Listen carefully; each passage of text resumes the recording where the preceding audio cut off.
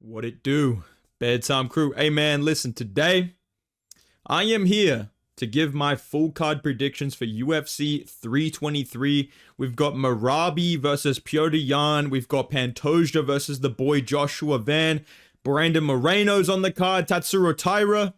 Marvin Vettori. Barge Mode Vettori's on the card.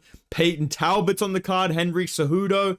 Jan Blachowicz, legendary pushboard. Yes, I bring legendary pushboard to this fight. Bogdan Guskov. Who else is on this card? I believe, and the rest are nobodies. Oh, Grant Dawson as well. We love Grant Dawson. Let's get into this though. Starting off on the early prelims, Jalen Turner's also here. Edson Barboza. First fight of the night, we've got Muhammad Naimov versus Myron Santos. Dude, I've gone back and forth on this one. I think I'm going to pick Myron Santos to win this fight by decision. I do worry for him in this matchup because, number one, he's had a hard time making 145. He went up to 155 and beat Sadiq Yusuf there at lightweight for some reason. Arguably won a robbery against Francis Marshall. You know what? Nah, fuck this. I'm picking Muhammad Naimov. I would rather you have a robbery win over Nathaniel Wood than a robbery win over fucking Francis Marshall. That's just my logic. Myron Santos, he's a very good striker. Really fast hands, good counters. Knocked out fucking Khan Offley with a right hand. I mean, who bloody does that? But Naimov, he beat Jamie Malaki. He beat Nathaniel Wood via cheating and via robbery. But that's still a very competitive fight with a guy that is borderline ranked material at 145. And I think he just fits the weight class a little bit better. I would say Myron Santos is a guy that kind of struggles with, making the weight class, as I said before. And I think he's primarily a striker. I think he'll have decent takedown defense, but I think he will get out scrambled and controlled in this matchup. And Naimov's like powerful on the feet. He's pretty quick. He's got good kicks. So I think that he's going to take over as the fight goes on, get control time, get to the back. Sort of what he did against Bogdan Grad. God damn, I'm jacked. Just sort of what he did against Bogdan Grad. Ending up in those good positions, winning the fight by decision. All right, next fight of the night, we've got Mansour Abdul Malik versus Antonio Trocoli. I'm going to be picking Mansour Abdul Malik. This guy's one of the better prospects at 185. I know he has a no contest against fucking Cody Brundage, but he basically won that fight. He was struggling a little bit, but I think he's a guy that's kind of a slow starter and he sort of builds into fights, but he does have a lot of upside, and I think he has a lot of talent. He has very quick hands, good striking, good power. He can kind of ride out bad moments as well, which I like. And I feel like he can mix in wrestling if he needs to against Trocoli, who's just, like, let's be real. Let's be fucking real here, dude. Man to man, let's be real. Antonio Trocoli is here in the UFC because he was dating Mackenzie Dern, and because he said yes to fighting Shara Bullet on short notice and got absolutely smoked. So not a lot of people rate Shara Bullet. I don't think he's like this ranked super high level fighter in the middleweight division, and Trocoli got pretty much destroyed by him. So I think Abdul Malik, he's going to have a speed advantage on the feet. I think he's a little bit more quick to the punch, big power in the hands. He can mix in the grappling if he needs to. We've seen that even early on against Nick Klein, able to deal with some adversity and then win by TKO. Same with Cody Brundage. Obviously, it got turned into a no contest, but it is what it is. I think he's going to win this fight by TKO, like round 2. I'm going to say early round 2. He starts out just a little bit patient, getting hit with some calf kicks, jabbed up a little bit, starting to find some shots. And then later on into the first round or early round 2, I think he's going to find a finish by TKO. Yeah, I think he wins that fight, dude. Trocoli, come on, dude. This guy's 35. All right. Next fight of the night, we've got Ivo Barriewsky coming off Contender Series. Nasty knockout win versus Ebo Aceland. Now, listen, there's a lot of gifs of Ebo Aceland. He has a big fan base that loves him. I'm just going to say it like it is. This guy's a fucking blockhead. This guy's the definition of a blockhead. This kid literally goes out there just swinging fucking hooks. No grappling, no takedown defense. Pretty sure this guy got submitted by Billy Imakana, so I'm sorry, but I'm just not picking this guy. Oh, no, he lost by decision to Billy Imakan. So it's just like, come on, dude. Guskov absolutely destroyed that guy. And he lost to Ion Kutalaba pretty easily by submission as well. I think Barriewsky, he is also a blockhead.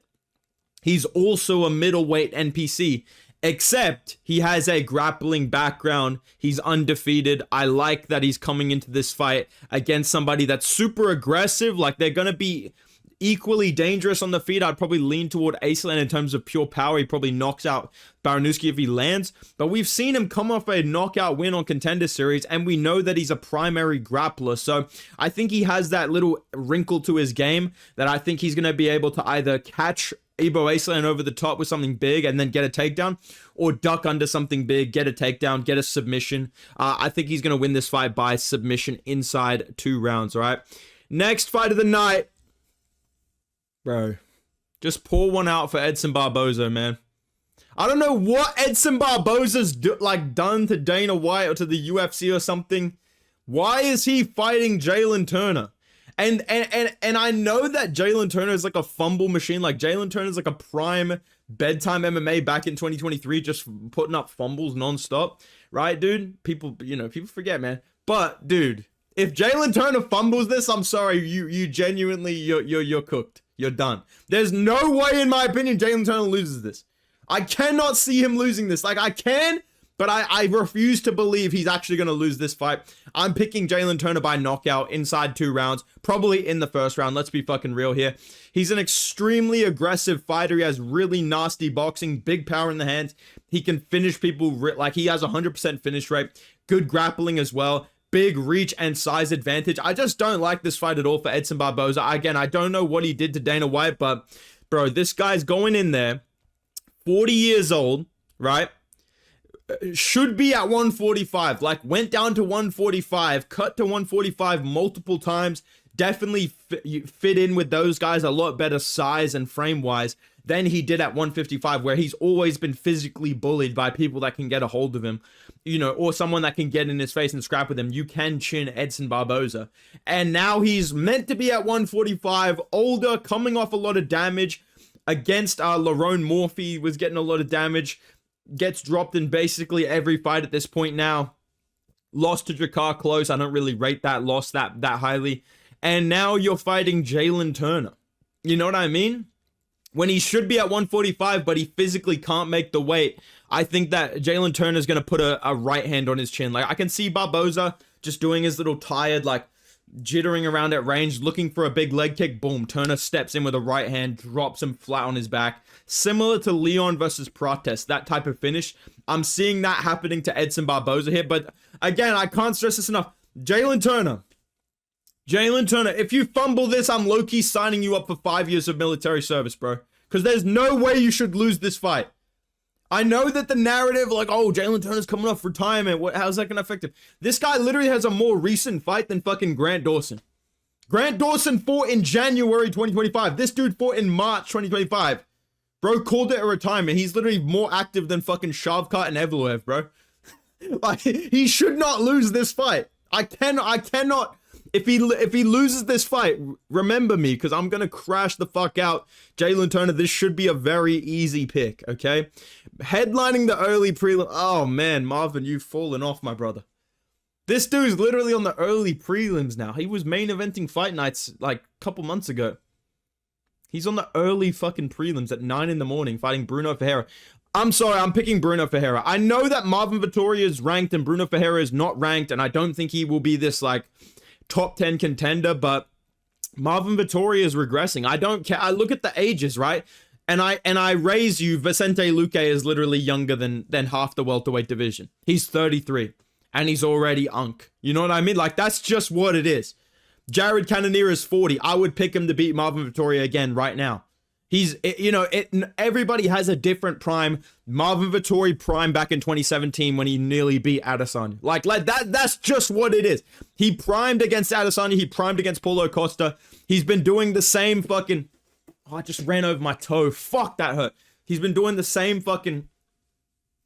That's what he's been doing for fucking 10 years. And people are starting to figure it out. And the thing about Marvin Vettori, another reason I'm not picking him, he is extremely durable. He does have a good chin. He is a solid, well-rounded fighter. He's not elite at fucking anything. Marvin Vettori is not gonna fucking outstrike you, piece you up. You're gonna land good shots on him. He just absorbs them. He doesn't have defense. He just absorbs shit. Like, that's just what he does. He's still gonna get tagged up. He's still gonna get hit. He doesn't really move his head. He just stands there fucking, like, thinking that he's like a boxer, dude. You know what I mean? He might chop a little calf kick here and there. His grappling, people are like, oh my God, Marvin Vettori is this crazy grappler. I remember people saying this guy would beat Ferreira back in the day. Who is Marvin Vettori taking down, submitting? Please tell me their name. Because he literally cannot, he's not doing this to anybody. He's taken down Kevin Holland for 5 rounds, cannot get any shit done against him, right? I think Marvin Vettori, just like, he's well-rounded, but he's not elite or really good at anything. Like, he's just tough. He's like, a 75 overall. Like, he's just decent at everything. I think Bruno Ferreira has a lot more finishing ability. I think he's a little bit quicker on the feet, a little bit more sharp, more in his prime, more focused, more momentum in his direction. He's got really nasty elbows. He's going to be able to duck under the shots of Marvin Vettori. It's not like Marvin Vettori is this maestro on the feet that, like, he's going to snipe Bruno Ferreira with, like, a knee on the chin if he ducks his head or whatever. Marvin Vettori is just jabs and 1-2s, and I think Bruno Ferreira is going to duck under those, land good shots over the top, mix in the grappling. We saw Marvin Vettori get out-grappled, his back taken by Brendan Allen. Really bad first round. Did okay. But the biggest thing for me as well is Marvin Vettori, not only does he wear a lot of damage and eat a lot of damage, and I think he doesn't necessarily have the KO power to dish out that much damage unless you're a complete scrub. His chin is deteriorating, bro. Like the iconic Marvin Vettori chin, the rage of barge mode Vettori. How is that even a fucking question, bro? It's starting to decline. He's getting rocked by Brendan Allen. And I love Brendan Allen.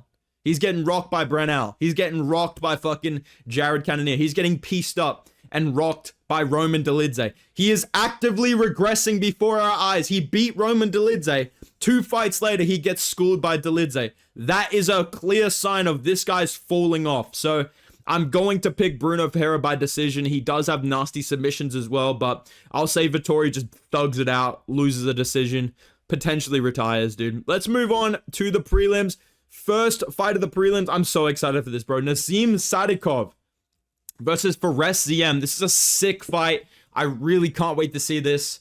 I'm gonna pick Fares Ziam to win this by decision. I think that he has improved a lot over his last couple of fights from his last loss as well.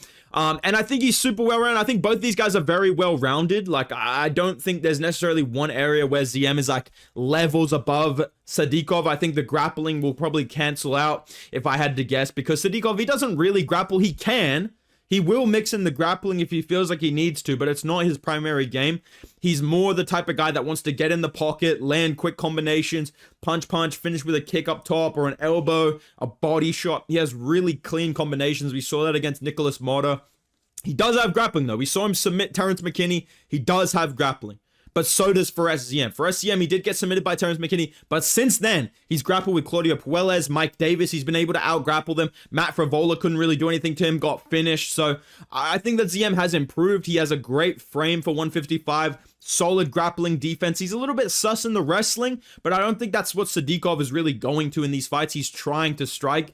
And I feel like this is going to be a back and forth fight, but Ziam's going to win by 29-28 decision. I love watching Sadykhov fight, bro. He gets in the pocket, he rolls with the shots, he just brings the elbows up, rolls with them, rips to the body, good elbows, super fast hands, good combinations. But that's what he likes to do. And I think against Ziam, having such a big reach advantage, Ziam's going to be able to keep him at the end of his jab, front kick to the body, head kicks up top. Sadykhov kind of rolls with it, starts to get in. I just think that Ziam is going to be able to pick at range a little bit more and rack up significant strikes, damage with the jab, counter over the jab of Sadykhov, which is going to be really hard for him to land with his right hand, with uppercuts, land knees if Sadykhov tries to wrestle. And the body is there because Sadykhov mainly does block his head, whereas, you know, Ziam, he's a little bit more traditional with his, he uses more of his overall, like, kickboxing game. Sadykhov's more of a boxer, finishes with kicks at the end, a little bit more of a Muay Thai type of style, mainly blocking the head. I think the body is there for Ziam, and I feel like I'm going to lean towards him in a close decision like this, where I think he's going to rack up significant strikes with the jab, with the body work, with leg kicks, head kicks, just more weapons because of the range and reach advantage that he has and the frame that he has. I think he's going to be fine if Sadykhov mixes in grappling. Yeah, think it's going to be a really sick fight, but I'm leaning Ziam by 29-28 decision. Next fight of the night, we've got Macy Barber versus Carini Silva. I might as well flip a fucking coin because I could really see Carini Silva just randomly winning a decision. Like, I don't know. I did a lot of tape study for these fights. I did not watch any shit about this. I don't care. I'm going to pick Macy Barber by decision. I think she tries to get in people's faces. She's probably just out grapple Silva a little bit. Just put her on the back foot, throw some little fucking punches in the face, mix in the grappling. I don't know. I'll say Macy Barber wins by decision. Let's talk about some real shit, bro. Terrence McKinney versus Chris Duncan. Borderline modern day version of MJ versus Poirier. Let's be real, bro. This is a fucking banger. I love this fight. We will all be tuned in to watch this. This should get a bonus. Probably the winner of it will get a bonus, let's be real. But this is a fucking banger, dude. I absolutely love this fight. I can't wait to see it. I'm leaning towards Terrence McKinney by submission in the first round. I think this is a 2-round fight maximum. And I think it's either Terrence McKinney wins in the first round or Chris Duncan wins in the second round. But what it comes down to is I don't think Chris Duncan is Esteban Ribovic, bro. Like, I don't think he's that level of guy. I don't think he's Nazim Sadykhov, bro. I don't think he's that type of guy that, you know, has that insane skill level of those guys, where I feel like those guys are borderline ranked material. For SCM, borderline ranked material, and Terrence McKinney beat him. Chris Duncan, I don't know. I feel like he's on a good run, but like Rebecca, I don't think it's that good of a win. Like, looking at his recent fights as well, he's taken a lot of damage, and I just think that, you know, he's super reliant on his toughness, and he doesn't actually mix things up as well as someone like Terrence McKinney. Terrence McKinney is dangerous as fuck. And in the first round, Terrence McKinney, this is the thing about these guys. In the first round, Terrence McKinney is a 99 overall with like 55 overall durability. Chris Duncan is like a 55 overall with 99 overall durability. Like, he's tough as fucking nails, but I think he starts out pretty slow, and he usually loses early on and then builds into the fight late round 1, early round 2. So that's why I feel like it's either McKinney wins in the first round or Chris Duncan wins in the second round. But I'm going to say that McKinney wins this fight by submission. I think that, you know, McKinney will probably hurt him on the feet early on and then force grappling, find a submission. We've seen him pull off submissions and out-grapple a lot of high-level guys like Ziam back in the day as well.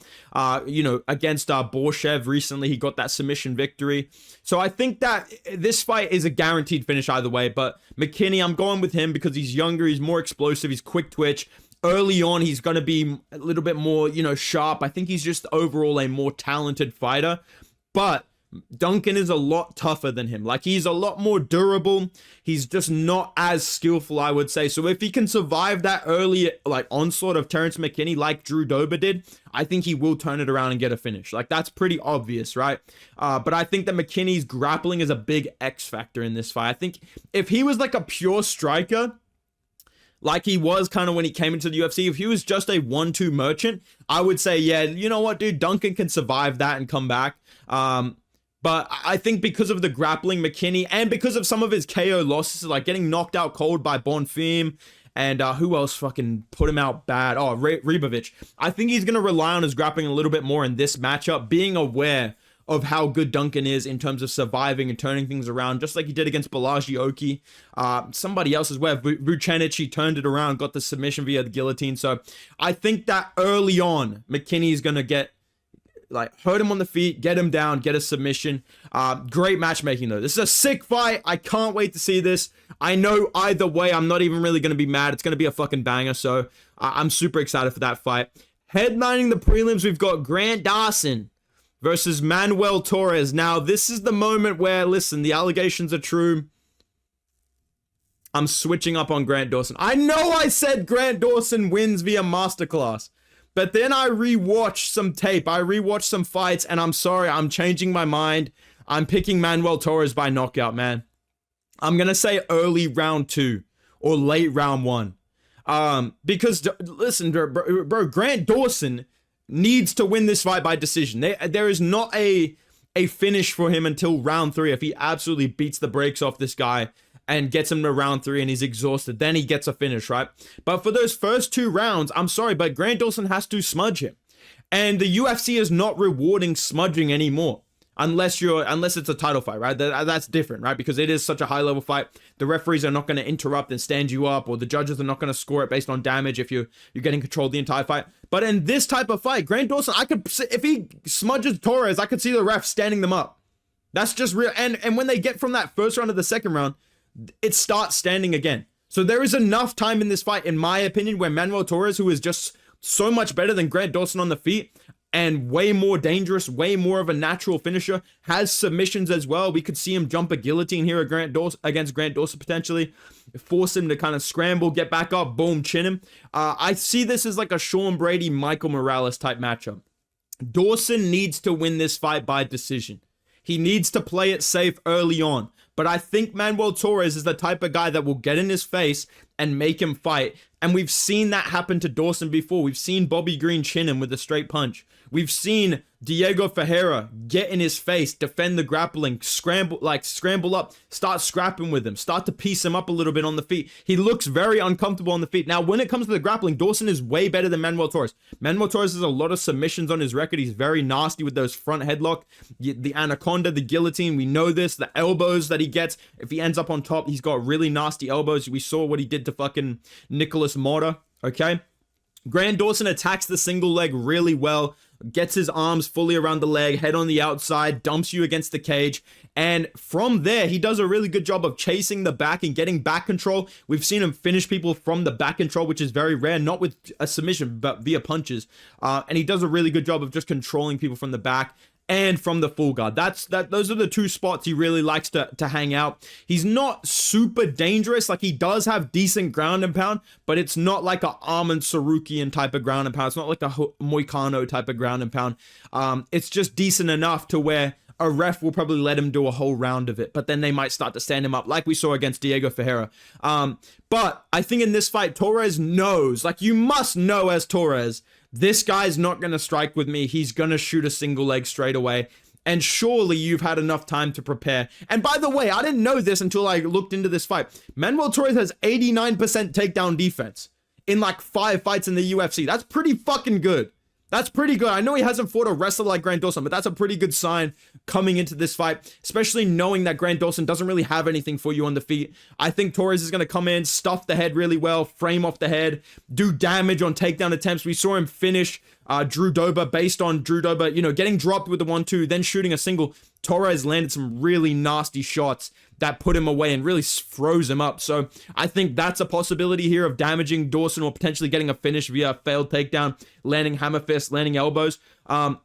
And I feel like he also has the potential, just because of his frame and his natural ability, to threaten submissions and cause Dawson to scramble and stand back up. And if you can force Dawson to stand and strike, I think the 1-2 will land down in the middle for him and hurt him, just like he did against Dober, just like it has in a bunch of other fights. He does overextend on it. Like, he does really extend on that 1-2, and that's what got him countered on the back foot from Bahamondes. Bahamondes just stepped back, put a right hand on him.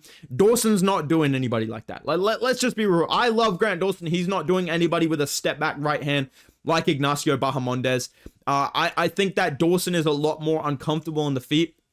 And if Torres can even defend takedowns decently enough to get a few exchanges on the feet, I think he will hurt Grant Dawson at some point. I think Grant Dawson, when you watch the tape, he looks very uncomfortable when he's forced to strike. He will trade and then shoot a takedown. And when he trades on the feet, he ducks his head. He's just swinging to try and, let you know, listen, I'm not scared to strike with you. But he does get tagged up in those moments. And I think a guy that is as quick and as sharp and as dangerous as Torres, especially in those first 2 rounds, even if he gets smudged in the first round, I can see him just in second round, just coming out, stuffing a single leg, boom, boom.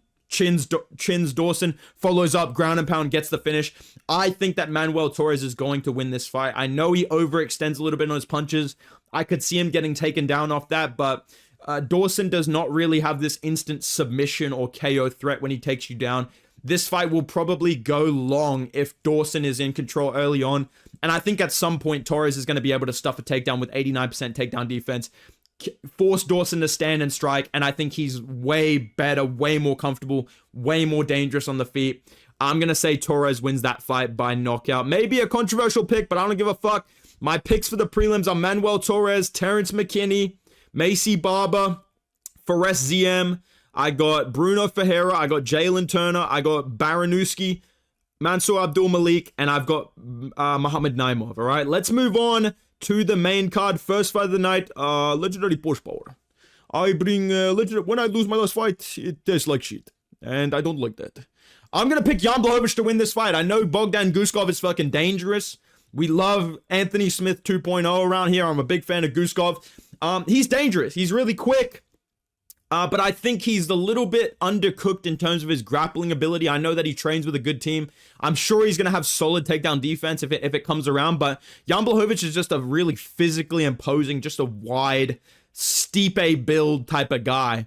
And he really doesn't seem to be regressing that much. Like, I know that he's on a losing streak, but it's all by, like, it's kind of like a Piotr Jan type losing streak where I feel like unless his chin was completely shot, I'm picking him to win this fight. Like, I think the Olberg fight was 29-28 split decision. He had a lot of success in that fight. You look at how Olberg did against basically everybody else at light heavyweight. Blachowicz put up a great fight. The Ferreira fight, you can argue Blachowicz won that fight. And that is aging extremely well. He beat Prime Israel Adesanya, took his undefeated record back in the day. Jan Blachowicz, I feel like Magomed Ankalaev, people argue he won that fight as well, or that it was a draw. That's a super impressive feat on his resume as well. I think Jan Blachowicz taking a step down the rankings, you will realize how good he actually is. I don't think he's regressed that much. I think at light heavyweight, age is not really that big of a factor. If he was like a featherweight or a bantamweight, and we'll talk about Cejudo soon, I would be concerned that he's 42 fighting a 33-year-old coming off some knockouts. But Jan Blachowicz, he's a blockhead. He has a crazy good chin. I think he can eat some right hands from Bogdan Guskov if he has to. But he also has very good defense. He's a very hard to hit guy. Guskov does have the right hand. He pulls people into it really well. He countered a nice leg kick from Krylov with it. Like, he kind of let Krylov leg kick him a couple of times just blind, no setup. And then one of the times that Krylov went for it, boom, he steps in with that right hand. And that's what Guskov's good at. All of his right side attacks are really dangerous. He goes overhand. He'll shoot an uppercut. He'll pull back, boom, pull you into it. He fights with his hands low. He plays a risky game, but he's very good at it. He's sharp. He's quick. But I think the guys that he's fought are just not on the level technically, physically, experience-wise of Jan Blachowicz. I think Jan Blachowicz is super well-rounded, solid defense, still a super high-level striker, very competitive back-and-forth fight with Carlos Olberg. And I know he has the ability to mix in takedowns as well. So I feel like Jan Blachowicz is going to win this fight by TKO. I could see him countering Guskov in the pocket. Like, I can see, Guskov having some moments early on, Blachowicz slamming the calf kicks. And then Guskov steps in on one of the calf kicks with a big right hand, kind of rocks Jan for a second, tries to follow up, but Jan Blachowicz, kind of backs him off because he has such big power himself. And I think Jan Blachowicz is going to be able to capitalize in the pocket. When Guskov goes overly aggressive, Blachowicz is really good at making you miss in the pocket and then countering with hooks. Right? We've seen this happen to Guskov on the regional scene as well. I'll play a clip of it right now. I can see Jan doing this exact same thing to him. I can see Jan ducking under a right hand, taking him down. I can see Jan chopping the calf kick, moving around on the outside, jabbing him up. I think Jan Blachowicz wins this fight. I think that he's going to have good counters in the pocket. He's going to have a solid defense. The leg kicks are always a factor. The power of Jan Blachowicz is a factor. The legendary push power. And he does have wrestling as well. So I think Jan Blachowicz wins this fight by TKO. All right. Next fight of the night. Listen, dude. Listen, guys, I'm going to wear gloves, dude. Dude, listen, guys. Seriously, guys. Listen up, guys. I'm going to wear a mouth guard, guys. I really am, dude. Henry Cejudo's retirement fight against Peyton Talbott. I'm picking Peyton Talbott to win this fight. I'm going to say Talbott wins this by decision. Both narratives going into this fight piss me off. Like, I actually don't agree with either of them. And maybe I'm a fucking idiot. I don't know, but these are the two narratives I'm hearing going into this fight. Henry Cejudo by smudge decision and Peyton Talbott by knockout. I don't see either of those happening. The reason I'm picking Peyton Talbott by decision is I think this fight is going to take place on the feet a lot more than some people are expecting. If you think Henry Cejudo is going to do what Raoni Barcelos did, please point me to the fight where Henry Cejudo has ever done that to anybody. He doesn't do it. He does not wrestle. He does not wrestle, and like he'll wrestle maybe one takedown attempt to fight. Henry Cejudo beat DJ using his wrestling. He fought TJ Dillashaw, no wrestling involved, 30-second KO. Fight Marlon Moraes, does not wrestle, chooses to stand around and get pieced up for 2 rounds, then gets there, gets a hold of him in the clinch and lands those strikes, no wrestling, then gets a takedown. Oh no, I think Moraes shot a takedown, then Cejudo got on top, finished him via ground and pound. So no takedowns in that fight. Dominic Cruz gets a takedown for a second. Other than that, he's striking the whole fight using his calf kicks. And then when he came back, it's kind of a similar story. He took down Aljamain Sterling early on in their fight, and then Aljo got back up. And from that point on, he's primarily striking, right? Merab, primarily striking with him. And now in this, Song Yadong, I swear to God, he didn't even fucking attempt the takedown against Song Yadong. He literally just struck with Song Yadong. You would think if this guy has the IQ and the fight, you know, the game planning of a genius, right? You would think against Song Yadong, the powerful, quick boxer that's way younger than you, that's bigger than you, you would be shooting takedowns, but he didn't at all. He just struck with Song Yadong. And he looked okay, but he still lost that fight 29-28 pretty clearly. And I don't think Peyton Talbott is as powerful as Song Yadong or, you know, even really as skillful, but I think he has similar attributes and skills. And he's proven that he has solid takedown defense now. He bounced back from the Barcelos loss, showed really good takedown defense against Felipe Lima, and I'll talk about that in a second. But what my prediction comes down to is what's more likely: Henry Cejudo turning into Raoni Barcelos, who spams takedowns and non-stop tries to take you down and get to jiu-jitsu positions. Henry Cejudo is not submitting fucking anybody, bro. Henry Cejudo, even when he does get takedowns, he just holds you. He does not land ground and pound. He does not take people down and submit them. He takes you down, and then most of the time they get straight back up, and then he goes back to striking, doing his little feints at range. He's a feint machine. He tries to strike. He tries to kick. And I think against Peyton Talbott, he's going to get pieced up. He'll get maybe one takedown in this fight. And I think Talbott will do a better job defending takedowns than people expect. I think Peyton Talbott's going to win this fight by decision based on striking. I'm excited for this fight, man. I think that what it comes down to is, like I said, Cejudo doesn't shoot takedowns out in the open or against the cage like Barcelos. He doesn't shoot the high output, takedown attempts like a Barcelos. He doesn't even really strike at a super high rate. He's not that aggressive. He's a feint machine. He uses really nice calf kicks. He can really damage you with those. We saw that against Cruz and Song Yadong and TJ and a bunch of his fights. He has really good calf kicks against Aljo as well. Good body kicks. He does a really nice job of feinting low with his head and setting up shots up top. He'll touch the leg, jump knee. He'll duck down a lot to step through and land punches. But I feel like he kind of goes one at a time. And I think in this fight, he's going to be too old. He's too short. He'll strike with Talbott way longer than people think. And I think he'll get pieced up. Talbott will eat some big right hands. No doubt about it. Henry Cejudo will land his right hand on Peyton Talbott. Peyton Talbott does not really move his head that much. But I guarantee you, Henry Cejudo will do his duck down right hand and just look at Talbott. And Talbott will bring him on. I really see that type of shit happening. And I feel like Talbott will be able to land front kicks to the body, 1-2s, leg kicks of his own. Cejudo doesn't really check him that much. Counter elbows as Cejudo rushes in. Peyton Talbott has really nasty knees and elbows. Those were a big weapon that he used against Cameron Simon. And I'm not comparing those two fighters. I'm just saying what Peyton Talbott is good at. I think Cejudo's best takedowns when it comes to him wrestling Talbott are from the body lock. He'll get a hold of you in the body lock. He'll use the inside trip. He'll get a hold of you and turn you and dump you. Those are really clean. But like I said, he's not submitting anybody, bro.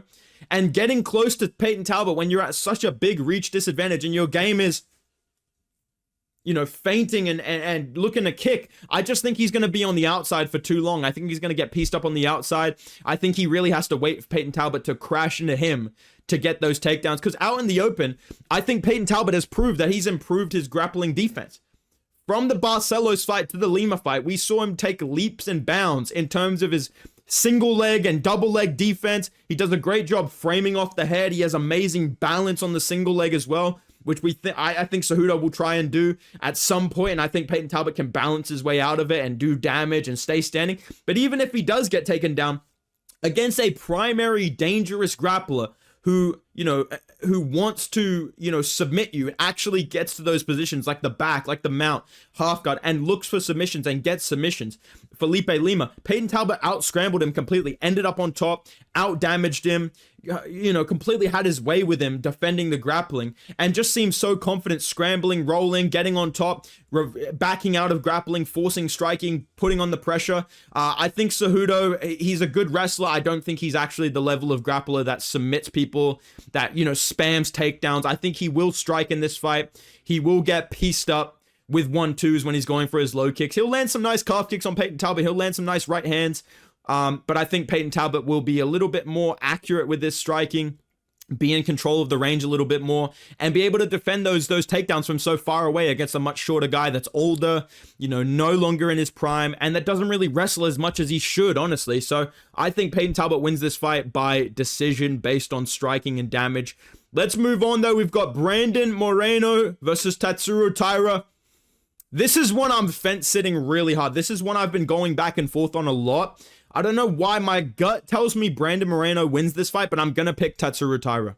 This is a really close fight in my opinion, but what it comes down to is I think Brandon Moreno is a solid offensive grappler, but I think his defensive grappling is a little bit like of a weakness. I think if you're dealing with someone as good as Tatsuro Taira, that also has very, very solid striking. I think he's made a little bit of improvements from that Brandon Royval loss, where, by the way, both these guys lost to Brandon Royval. Brandon Moreno got pieced up and schooled by Brandon Royval, really cardio-mogged at elevation, a fight that he was probably supposed to win in the UFC's eyes. Not really that much grappling involved in that fight. Tatsuro Taira wore with Brandon Royval, taking him down, controlling his back, slowing down from how much he was getting those takedowns in control in a 5-round fight against someone like Brandon Royval that pushes the pace so high, that never slows down, that builds into fights, kind of like a mini Diaz, like I always say. I'm more impressed with Tatsuro Taira in that situation. I think Tatsuro Taira will be able to take down Brandon Moreno, get on his back, control him. I think he can backpack him, you know, seated, as we've seen before. We can also see him do, you know, standing backpack people, control them for entire rounds, land decent punches, pull them backwards so that they're on the ground and he's not using as much energy. And Tatsuro Taira has nasty rear naked chokes, really nasty 1-2 down the middle. I think Brandon Moreno has improved his defense a little bit in terms of his striking. He relies on a high guard. He did that really well against me when we fought in Mexico City, but I just don't think Moreno has really changed that much. Like, I think Tatsuro Taira, being the younger guy, is going to show more improvements from his last fight. And I think he has the style where he can do okay against Brandon Moreno on the feet. I think he can eat big shots. I think he has pretty solid boxing to hang with Brandon Moreno. And then I think once the grappling is involved, Tatsuro Taira out-grapples Brandon Moreno. I think he'll get on his back, control him. I think we saw Brandon Moreno lose his belt from getting backpacked. Like, he got dropped by Pantoja and backpacked, and those were really the moments that really swayed the judges to giving Pantoja that fight. So I think Tatsuro Taira wins this fight by 29-28 decision based on racking up control time, getting to the back, landing good shots on the feet against Moreno, getting tagged up a little bit, but then ducking under. Boom, he gets a takedown. Moreno kind of starts to build some momentum. Boom, Taira ducks under, whips around, gets on the back, controls him, threatens a choke. He wins that round. You know what I mean? That's the type of thing that I see happening. I think it'll be a close fight, though. So I'm leaning Taira, but I could see Moreno winning, excuse me. All right? Co-main event. Damn, that was a loud clap. Listen, boys. Alexandre Pantoja, your time has come, brother. There's no way out of this one. I'm picking Joshua Van by decision, bro. I don't give a fuck. I'm picking Joshua Van. I am picking Joshua. I believe in Joshua Van. And this is not just me glazing my boy. I've rewatched the fights. I've rewatched the tape. I feel like Van has the style to do it, man. I feel like he has every attribute needed to do this. And I know people are going to be like, bro, this is literally Islam JDM 2.0. No, it's not. No, it's not. Pantoja is beatable. Pantoja is elite. I love Pantoja. I've picked him every other fight except Steve Erceg. Super close fight, by the way. Right? I think he won that fight against Steve Erceg. I'm not even going to pretend that he robbed Erceg. He won that fight, right?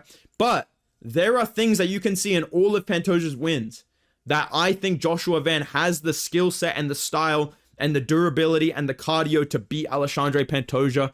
And I think he's going to win by 48-47 decision. I think this is going to be an absolute war regardless of who wins. But I just feel like Joshua Van's the guy to fucking do this, man. Like, I really, really believe in the striking of Joshua Van against Pantoja. And I think what this comes down to is Pantoja is super dangerous in the first 2 to 3 rounds, right? Van builds as a fight goes on. He's not starting out strong and then kind of fading like some of these other guys. He builds as a fight goes on, right? He is built to go 5 rounds. I think when you watch all of his fights, you can agree with this. Van looks like the type of fighter that can go 5 rounds hard and build and melt people because of how much he attacks the body, because of how much his output increases every round. His durability is fucking insane. He got chinned by Charles Johnson, but otherwise he's eating shots from basically every other flyweight. And Charles Johnson is a massive flyweight, and that was an incredibly, scrappy back and forth fight as well. But Joshua Van, he has great adaptability in fights as well, where we see him starting out losing in the first round, but then he builds into the fight via small adjustments. We saw this against Brandon Royval. He's switching up what he's doing, landing those oblique kicks, landing the overhand more, winning that fight very close, but winning that fight, scrapping with Royval. Super entertaining war back and forth. Bruno Silva, Cody Durden, Edgar Chairez, all of his fights, he starts out slow and then he builds into the fight and really starts to pick them apart and really starts to melt these guys and slow them down. And I love this fight because both of these guys have a great chin. Like, both of these guys are so fucking tough. I don't think this will be a finish either way unless Pantoja subs Joshua Van. I'm just being real. I'm a Van fan. If there's a finish, it's Pantoja subbing my boy. That's facts, okay? Pantoja seems to get more physically fatigued. Like, he appears more fatigued than Joshua Van throughout even 3-round fights where he's fighting at a high pace. But just like DDP, he pushes through it really well. Gets takedowns, blitzes you down, walks you down, gets on your back. He doesn't really drive through takedowns and force them either. I think that's another reason he sustains himself so well, even when he's tired. He doesn't spend the whole round driving you into the fence, trying to take you down. He'll get his hands together and he'll cut angles. He'll drop you down and put his hooks in straight away and take the back. And once he locks up the body triangle, it's basically wraps for you. Like, that is the danger of Pantoja. But I think Joshua Van has proven throughout all of his fights, which most of them are short notice fights against really weird matchups, totally different matchups. He's proven how fucking good he is, dude. He has crazy cardio. He has a crazy chin. He builds into fights. He makes small adjustments. He's so talented as a striker. He pieces people up. He rips them to the body. He has good takedown defense. I have like 20 clips of this dude sprawling takedowns from every single guy that he's fought. I saw somebody saying, the only fight we've seen Van deal with grappling is Ray Soroya. You're a casual. You're a fucking casual. Bruno Silva, Cody Durden, Ray Soroya, Edgar Chairez, all these guys tried to grapple my boy and they couldn't fucking do it. Joshua Van is going to surprise people with his takedown defense, and I think that he's going to out-damage Pantoja. I think he's going to rip him to the body, front kicks, jabs, uppercuts, knees up the middle. I think these things are going to slow down the takedown attempts of Pantoja. He does a really good job stabbing to the body with those weapons. And he also, like I said, flashes knees up the middle. If you tie up with him, he'll duck you down into an uppercut. He'll duck you down into a knee in the face. And he forces people to strike with him and puts them on the back foot. And I think that he's going to do a good job defending takedowns. He has a really good game of defending takedowns against the fence. He lands nasty elbows, controls the wrist. Out in the open, his sprawl is fucking elite, bro. Once he deals with that first takedown, watch the rest of this fight. He's going to sprawl out so well against Pantoja. My only worry is Pantoja turning the corner, like turning the page, getting sprawled really hard and trying to get to the back. But Joshua Van does a really good job of collecting arms, doing whizzes or underhooks, whatever he needs to do in the situation to avoid back takes when he's defending grappling. And out in the open, I think as the fight goes on and as he gets more comfortable, we're going to see him defend takedowns even more and even more easily against Pantoja. Early on in some fight, this is what I think is going to happen. Round 1, I think Pantoja will take him down pretty quickly. He does a really good job of blitzing into you and taking you down. He's very right side heavy with his attacks. He'll blitz into you, boom, right body kick, right leg kick, right hand over the top. And Joshua Van is susceptible to the right hand. That's kind of his biggest weakness. Whether it's an uppercut, whether it's an overhand, we do see him get hit with a lot of those shots. I think early on Pantoja will blitz into Van and take him down. But I think that when you look at some of these other guys, when they fight Pantoja, they are so fucking scared of him, dude. Like Kai Kara France, this guy gets taken down and he starts playing guard off his back. You are not Charles Oliveira, right? I think Joshua Van has shown in some of these fights where he gets taken down by someone like Ray Soroya or Cody Durden. He uses butterfly hooks and just pushes away straight away, keeps an overhook so that they can't take his back, and gets up to either a sprawl or just straight up to his feet or up against the cage. I think he's got a lot better fight IQ than maybe some people think for a guy that's 24 years old. And I think that, Kai Kara France, when I look at that fight, he fought Pantoja so tentatively. Like, he had moments to strike with him, and he seemed so scared to even be in range with Pantoja. And I'm sorry, but I just don't think that's going to happen with Joshua Van. Like, Pantoja will land the right side attacks. Like I said, he's very good at using those. And I think he'll probably win the first round off control time, getting on Van's back, holding him there against the cage, kneeing the thigh, maybe putting a hook in, trying to jump on his back or sit him down. I think Van will be patient in that first round. And as the fight goes on, Van will capitalize on the moments we've seen against Kai Kara France and against Steve Erceg and against a bunch of other guys, where Pantoja's takedowns are defended and he looks visibly tired. Like, his hands come down here when he's breathing, and they do have a chance to strike with him, right? Van will be able to outbox Pantoja, rip him to the body, fight from the, counter from the jab, jab, move his head, boom, boom, boom. Great combos there. Chop, calf kicks, knees up the middle. And I think he's going to be able to make Pantoja miss and land uppercuts, knees, damage Pantoja, who is super durable, super tough. I don't see him being finished, but I do see him getting tagged up and out damaged in this fight. I only worry about these sequences. I can see Pantoja catching a fucking flush head kick from Joshua Van, because Joshua Van does like to whip up those lead side head kicks.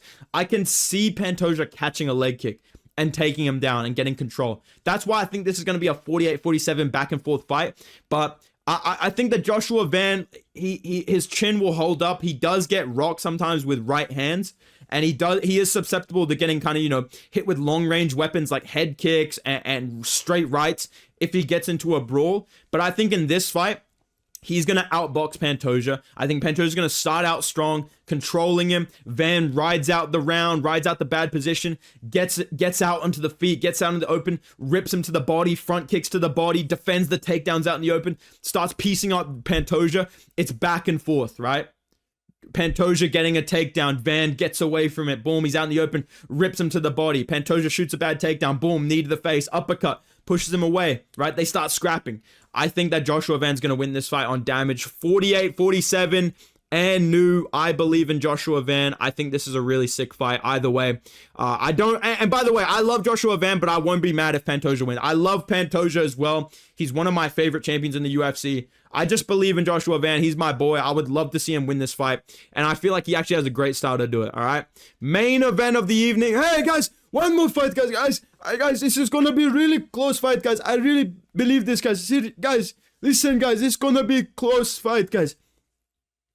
I'm picking Merab, dude. I would love to see Jan win by an upset. I'm not really worried about my prediction rate on this card. I'm super excited for these matchups. I think these are a great, set of fights to finish off the year. I'm super excited about all this. But I feel like Merab's going to win, dude. If you ask me who I think's going to win, I think Merab is just, like, he already beat Jan 50-45, dude. And you can say that was like the best performance of Merab's career and the worst of Jan's career. But I think when it comes down to it, it's like, you look at both of these guys' fights after they last fought, who's made more improvements and changes to their game that could impact the fight, and what happens? Merab. What usually happens in the rematch? Who wins? The guy that won the first one. Let's be real. What happened last time Merab rematched somebody? He won even more dominantly. And I just feel like Merab has shown more obvious improvements overall. He's improved his striking. He's shown better game planning, fight IQ in terms of, how he uses his fucking endless spam cardio. He mixes things up a lot smarter, right? Like against O'Malley, he showed a much better level of fight IQ, ducking under strikes, getting to easier takedowns instead of just spamming 50 take, which he can also do. We've already seen him do that to Jan. So if all else fails, let's say Jan starts piecing him up, Merab can just spam takedowns and hold him against the fence and knee his thigh and knee his legs and punch him in the face and take him down again and again and again and make him get back up and tire him out and start to piece him up. It's so hard for me to fake hardcore my way into picking Jan. He doesn't finish people. He doesn't submit people. He builds into the fight. He has great takedown defense, right? He starts to break you down as the fight goes on, ripping to the body, switching stances, really fast kicks to the body, kicks to the head, right? 1, 2, boom, step up, duck under, boom, right hand over the top. He's not a finisher though. He's not a guy that I could say, I could see Jan just flatlining Merab randomly. I could see O'Malley randomly flatlining Merab. That's always going to be a factor. I could see Corey Sandhagen randomly flatlining Merab. That's going to be a factor, right? Umar and Figueiredo. I wouldn't pick that. I wouldn't pick them either, but they have, or maybe Umar locks up a guillotine. Maybe Figueiredo catches him in a guillotine and chokes him out. That's a possibility. Jan is skillful. Like, he's probably more skillful than all of those guys, but he does not have the finishing potential of those guys, in my opinion. And I don't see him beating Merab, man. I think he's super skillful. He does a good job of mixing up his targets. He has really good defense, fast kicks. But these things don't work against Merab. Like, you can't build into a fight with Merab. You are in that shit dealing with Merab's bullshit. He forces you to play defense the entire fight. He has insane durability and cardio. We've only really seen him hurt a handful of times, and he almost does better in those fights once the adrenaline drop hits you and you slow down. So I think Jan has to use elbows. I think he has to win by damage, even if he's on his back or he's taken down or he's in close. He needs to be elbowing Merab, trying to cut him, trying to damage him, trying to win by decision, in my opinion, because I don't think he has the finishing threat to beat Merab. And I think Merab is more comfortable. He's going to be able to, land that right hand over the top. I think he'll be moving around, ducking under shots of Jan or making him freeze up. Boom, boom, boom, big blitz, cause the high guard to come up, boom, shoot a takedown, right? And we've seen this, and I talked about this in my full video breaking it down. Jan will have a tough time dealing with the chain wrestling and physicality of Merab. He has great takedown defense on single legs and double legs. Like, if you just shoot a normal takedown against Jan, you're probably not going to get it. He has great single leg defense, especially. It's nearly impossible to take him down off one. But Merab was using these shots against Jan and against other people to put them into the, push them into the cage and then chain together other takedowns, right? He squishes you sideways into the cage, beats you up against the fence. We saw him do it to Sandhagen and O'Malley. He can take you down backwards. He can pull you down onto your hands and knees, lock up the front headlock, control you there. We saw that against O'Malley as well. And I think in this fight, just like we saw in the first one, Jan is going to get funneled into that front headlock. He's going to get pushed against the cage. He's going to be broken down onto his hands and feet. Merab's going to be punching him. Boom. Then he's going to lock up that front headlock. Knees to the face. Maybe Jan kind of drops down to his hands and knees so he doesn't get kneed in the head. And I feel like at some point, Merab is just going to wear him down and, get him in that front headlock and lock up a submission. I think that Merab is going to finish this fight by submission. And even if he doesn't, he's going to win by decision. Like, that's just what it is, dude. I think Jan's going to start out more aggressive. I think he's going to be really open on the feet and just free and just really trying shit because, he probably feels so limited based on what he saw in that first fight because of the injury. I think in this fight, he'll come out, big kicks, uppercuts, big step in, spinning elbows, all types of weird shit like that. Just trying to catch Merab and just show him, hey, bro, this is a different fight. I'm able to do everything now. I think Merab will start to, enjoy the brawl. Like, he'll get tagged a little bit. Then he'll start to land on Jan, walk him down, start mixing in takedown attempts, making Jan work up and down, defending takedowns, being squished against the cage, dealing with punches. Okay, those kind of caught me a little bit. And I think at some point, he's going to bring up that high guard of Jan, get to the legs, push him against the cage, start to wear him down over the fight. And in round 3 or round 4, he's going to be able to get that front headlock position for an extended period. He's going to break down Jan, and I think he's going to get a submission. So my prediction is Merab by submission in round 3 or 4. I think he's going to win this fight a lot more dominantly than the first one, if that's possible. But I would love to be wrong. I want to see Jan win this fight. I want to see things shaken up a little bit. But Merab's a pretty good champion as well. So this will be a good fight. Let me know what you guys think in the comments down below. If you enjoyed the video, drop a like, subscribe to the channel. Go follow me on Instagram and Twitter at Bedtime MMA because I got some big stuff coming up, guys. So if you follow me on Instagram, you'll get updates about all the cool shit we got going on. We got some big things happening with the channel soon. That's all I can say, brother. I cannot speak on this, but we've got some big things coming for the channel soon. All right, mate? I'll see you guys in the next video, man. Goodbye.